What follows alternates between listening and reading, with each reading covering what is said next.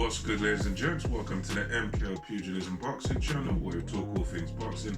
Remember to like and subscribe and hit the bell notification. Get notified straight away as soon as any new content drops on the channel. So let's get into it. Last night, Friday night, we had a British light middleweight scrap. It was for the British title. Troy Williamson, going into this was the champion, defending his title against pretty boy Josh Kelly. So this was, a lot of people were very enthusiastic about this fight. I certainly was expecting a good competitive match. Both guys are at a good level, and they've both come short on certain occasions.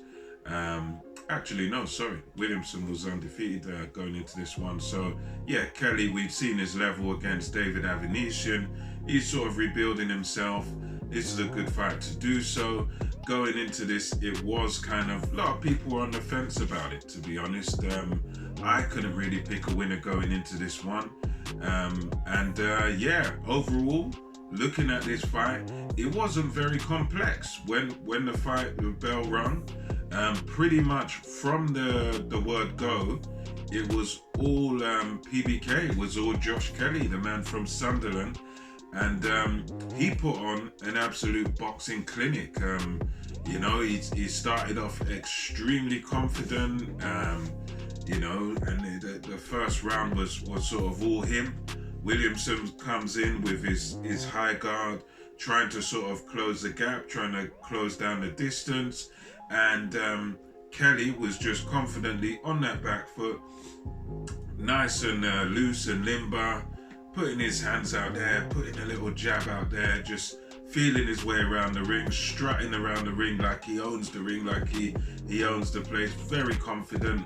And he was just sort of slipping the shots, going onto the ropes, slipping back, lots of lateral movement, upper body movement, and landing crisp, clean counters. I mean, from round one, as George Groves noted in commentary, he was throwing in even little uppercuts. He was so bold and so brazen, so confident, that he was even throwing in lead uppercut, just bang off the back foot, throwing in these daring shots, whereas normally you'd think the guy would sort of warm into the contest, warm into the fight, get into a rhythm, but he got into his rhythm straight away, and he was ready to let go with all sorts of counters, hooks, uppercuts.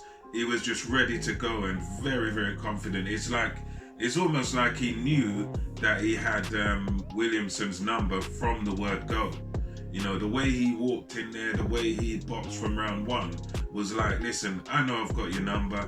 I know I'm better than you. I'm super confident. I'm going to dominate you. I'm going to beat you. And that is pretty much what we saw all throughout the fight. And it was one where many people were sort of expecting for Kelly to do well in the first half of the fight, and then Williamson to come on stronger in the latter half. When Josh Kelly tires, then Williamson could sort of jump on him like Avenesian did. Now, I could sort of see that theory, but when you watch this fight, it's not like the Avenesian fight, because with Avenesian, he was a bit more creative in his offense, in his attack. So when you watch Avenesian, you could see that although, okay, Kelly's looking good here, you could see that he was under pressure, that he was having to work hard, he was having to backtrack, and he was having to think, he was having to, in some instances having to sort of panic, and he was being made to work, made to do certain things in the ring. Whereas with Williamson, it was different, because Williamson, yes, he was on the front foot. Yes, he was sort of pushing forward, but he wasn't really making Kelly have to work.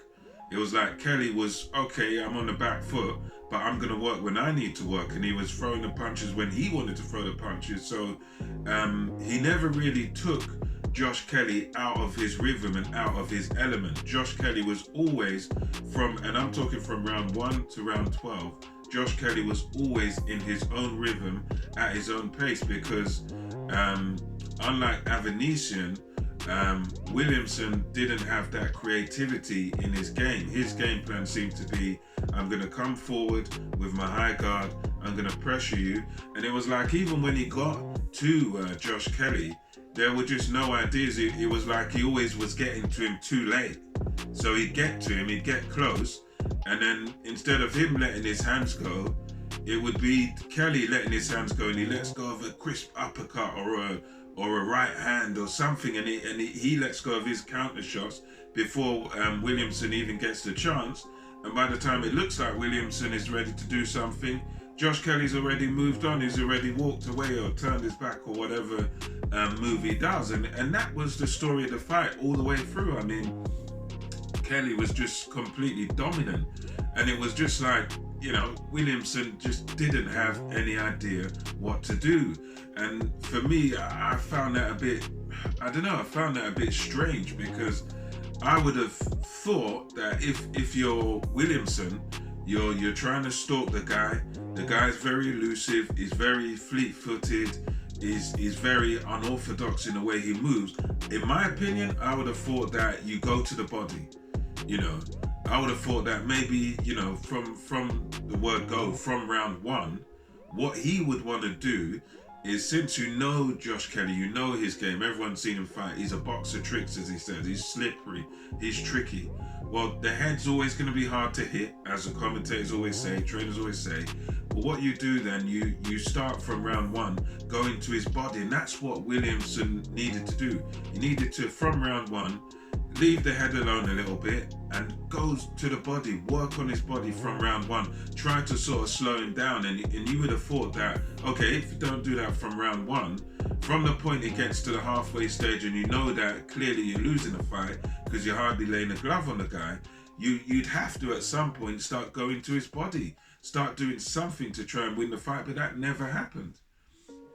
It was literally just the Josh Kelly show from round 1 to round 12. Kelly was dominating the halfway stage where it seemed he might tire. I think he did tire at some point, but by the time he sort of tired a little bit, you're talking championship rounds, and Williamson's probably like 8 rounds down. It was hard to give him anything, because he was trying to get to Kelly, but then when he's getting to Kelly, as I said earlier, he's not landing anything. He's hardly letting his hands go, and he's not landing anything. You could see that quite clearly. You don't need to know much about boxing to see this stuff. So yeah, that was pretty much how it ended. It was dominant. I mean, it was, probably 11-1 or whatever, 10-2. It was that sort of fight. I found it hard to even get around that I could give to Williamson. So yeah, completely dominant by Josh Kelly. He made it the Josh Kelly show.